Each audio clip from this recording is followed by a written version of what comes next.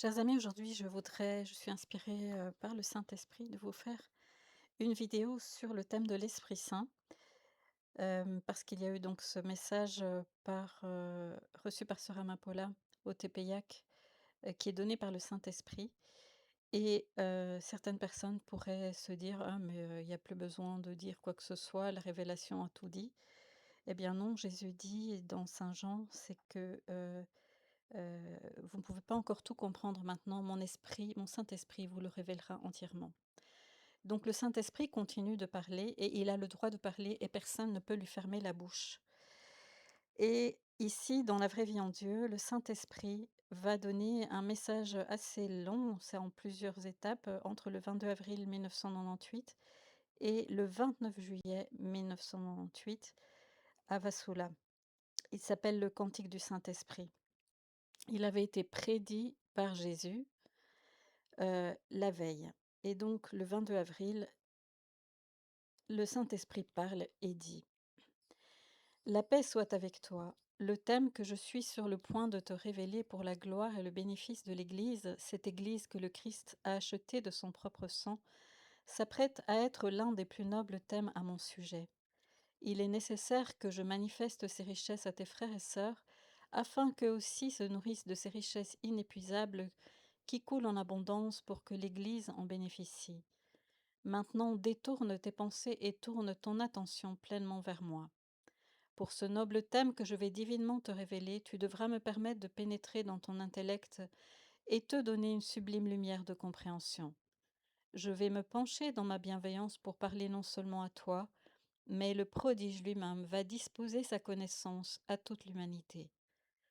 Regardez, l'époux se penche sur vous pour vous communiquer à tous les paroles de vie qui vous orneront tous de pourpre royale. Par grâce, vous recevrez de moi, si vous ouvrez votre cœur, des grâces sanctifiantes qui revigoreront votre âme et vous mèneront à la perfection. Ceux qui liront ces paroles de vie sans être disposés et sans être dans la vérité verront tout cela comme une absurdité, car accoutumés à marcher avec la stérilité, ils ne seront pas touchés. Mais pour ceux qui recherchent le paradis dans la simplicité de cœur et qui ne me mettent pas à l'épreuve, sur ceux-là je déverserai ma lumière et mes rayons, et je les illuminerai. Je ferai alors mon chemin en eux et je les purifierai, et lorsqu'ils viendront en tremblant à la reconnaissance de leur impureté et de leur péché, avec un gémissement qui sonnera plutôt comme un pleur de nouveau-né, ils donneront naissance à une nouvelle vie en moi, ayant capitulé à l'amour jaloux. Après les avoir conquis dans la béatitude, je coulerai en eux comme un fleuve vivifiant, mon passage vivifiant en eux ne sera pas inaperçu. Je ne serai pas comme un navire qui coupe les vagues houleuses sans laisser de traces montrant où il a passé, ou comme un oiseau volant dans les airs ne laissant aucune preuve de son vol, ni de signe de son passage. Je vais venir à eux et les épouser et les revêtir du Christ. Je vais transfigurer leur âme en un Éden, parce qu'ils porteront Dieu avec eux comme leur lampe. Ce sera le signe qui leur sera donné dans mon invincible sainteté. Je resterai en eux prenant soin d'eux, et je serai moi-même celui qui les ornera de vêtements de noces, les couronnant de ma déité, une couronne royale de splendeur, le diadème de beauté des mains de la Trinité. Nul n'est digne de telle faveur. Mais dans mon ineffable amour, j'ai dit, la nuit doit maintenant céder à la lumière, le vice à la vertu.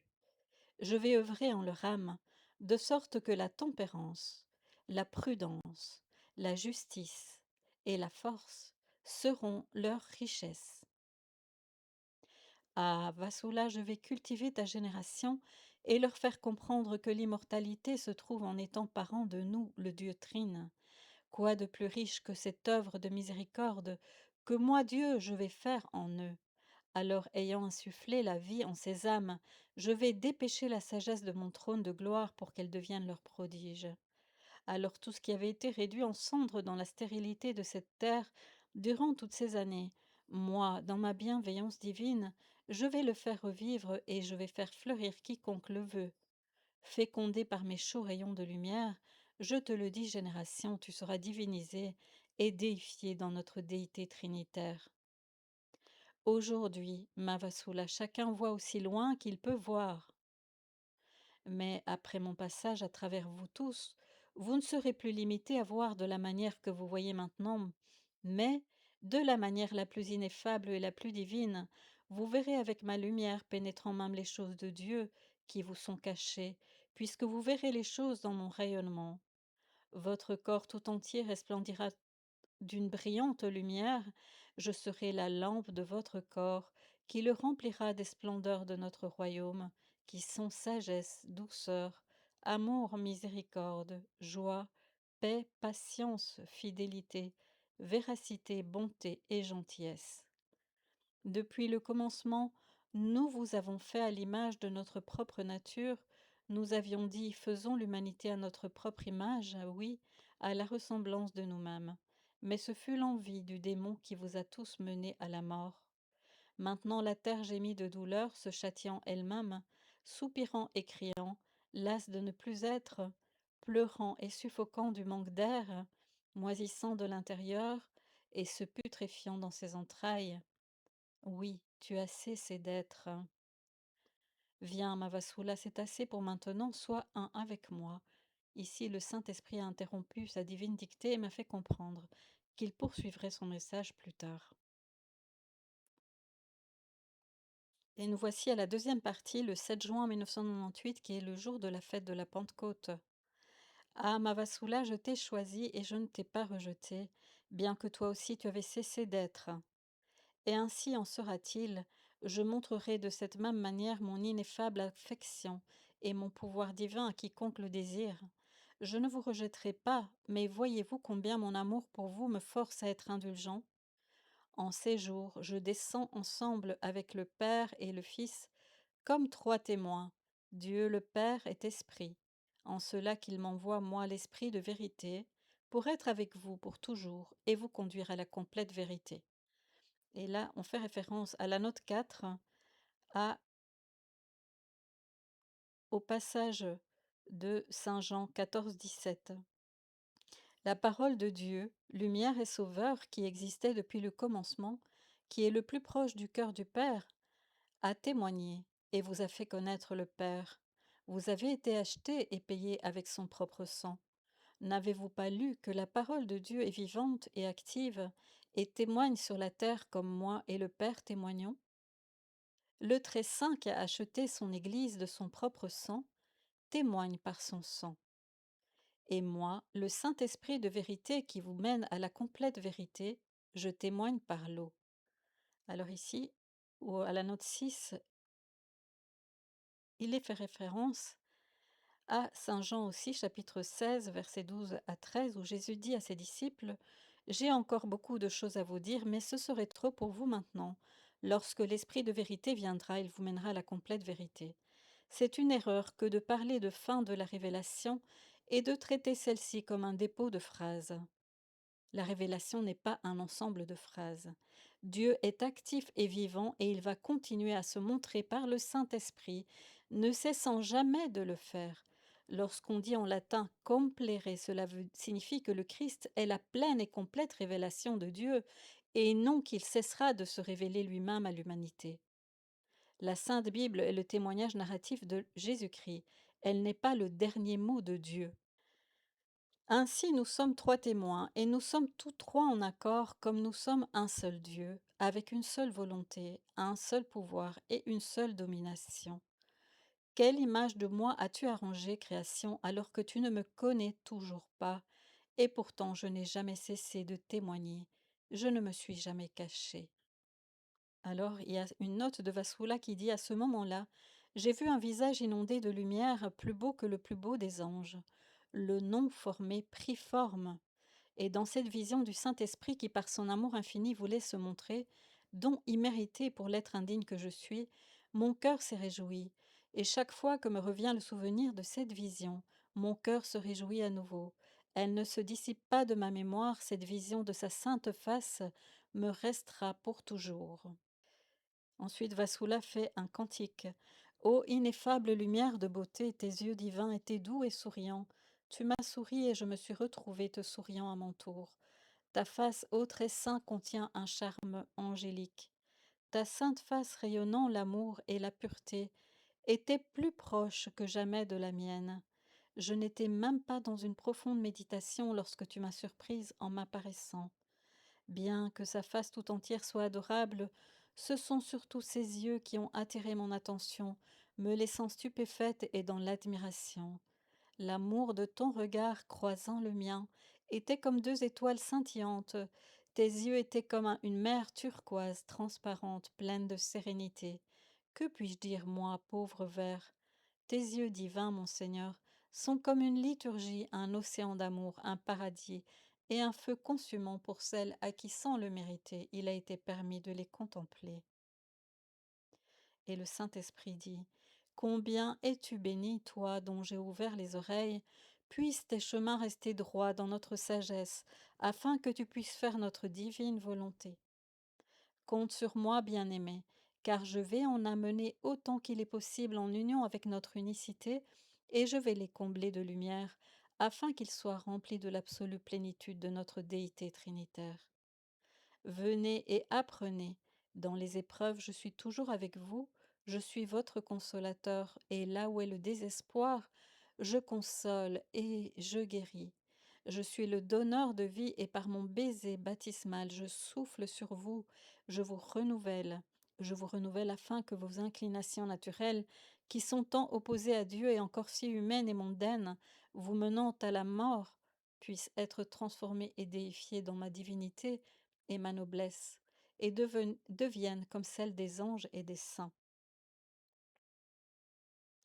J'essaye de vous attirer tous à une union filiale d'amour divin avec le Père et le Fils et moi-même, afin que vous vous mouviez en nous et que nous nous mouvions en vous. Je peux transformer vos pensées emprisonnées et les libérer, afin que vos pensées et vos dires soient uniquement sur les choses spirituelles. Alors ne dites pas je suis destiné au baiser baptismal de mort de Satan, non, pas si vous venez à moi maintenant. Je suis l'antidote du baiser mortel de Satan. Je suis l'antidote de la mort elle-même. Il est vrai que sans moi, votre corps est mort, mais avec moi, votre corps est vivant. Et en moi et par moi, vous serez compté comme un enfant de Dieu. C'est pourquoi vous devez me permettre de régner dans vos cœurs et de faire de vous des fils et des filles du Très-Haut. L'Écriture dit heureux les purs de cœur, ils verront Dieu. Afin de voir Dieu et de le connaître comme Père, vous devez être né de moi le Saint-Esprit, par grâce. Sinon, comment verriez-vous Dieu? Avant d'être né, un enfant a-t-il jamais vu son Père? Tant qu'il n'est pas né, il ne verra pas son Père, et ainsi en est-il de votre naissance spirituelle de moi. La chair est chair et a la vision de la chair, mais à qui est né de l'Esprit est donnée une vision de Dieu, lui permettant de le saisir, de le connaître, de le reconnaître et de pénétrer en ses profondeurs. Alors venez et avancez votre pas, avancez-vous, et je vous porterai sur mes ailes pour que nous prenions notre essor dans les cieux et que je vous amène dans notre lieu d'adoption, là où sont tous mes saints, oints par nous 3 fois saints. Ne saviez-vous donc pas que vous aussi avez une place assignée parmi eux? Soyez confiants et venez à moi, et d'un rebelle, je vous transfigurerai en un être droit menant votre âme à la sanctification. Et alors le péché n'aura plus aucun pouvoir sur vous.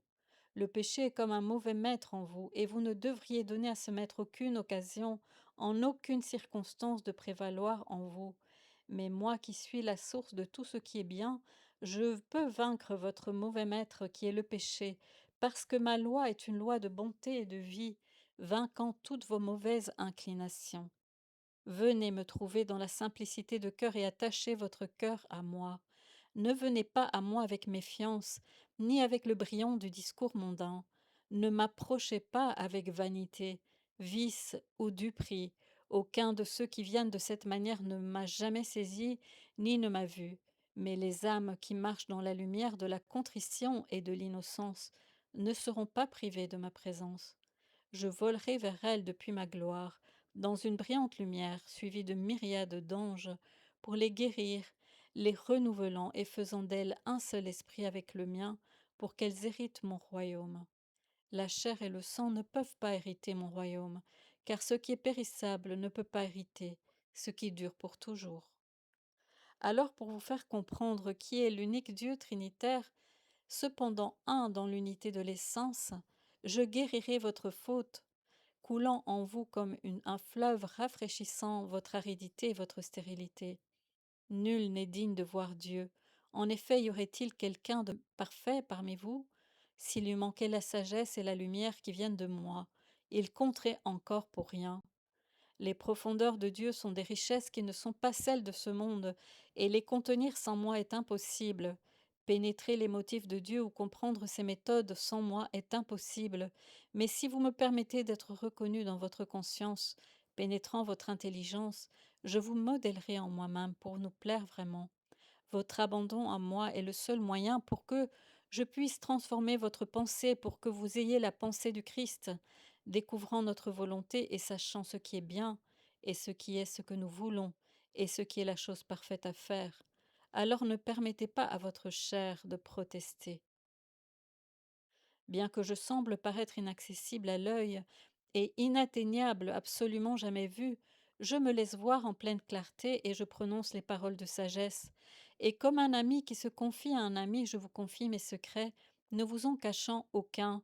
Je me présente face à vous et moi, l'informe, je prends forme dans votre esprit. Ah, Vasula, je suis un parfait reflet de la lumière éternelle, et comme un miroir immaculé, ma magnificence est magnifiée dans toute la création. Me voici maintenant te devenant connaissable de cette manière également, sans cependant perdre ma transcendance. Je te comble de ma connaissance alors même que ce flot de lumière transcendante que je déverse sur toi va au-delà de ce que tu peux contenir. J'offre néanmoins tous ces trésors de notre royaume pour orner non seulement ton âme, mais également toute celle des autres. Je suis en effet pour ceux qui m'aiment plus resplendissant que le soleil, dépassant en éclat toutes les constellations mises ensemble, et comme je transcende, je peux remplir toutes choses de mon éclat sans être contenu par leurs limites. C'est la manière dont je déploie ma lumière dans votre âme, ordonnant à toute chose en vous d'être bonne, afin que vous, à votre tour, vous reflétiez ma bonté et que vous croissiez en vertu.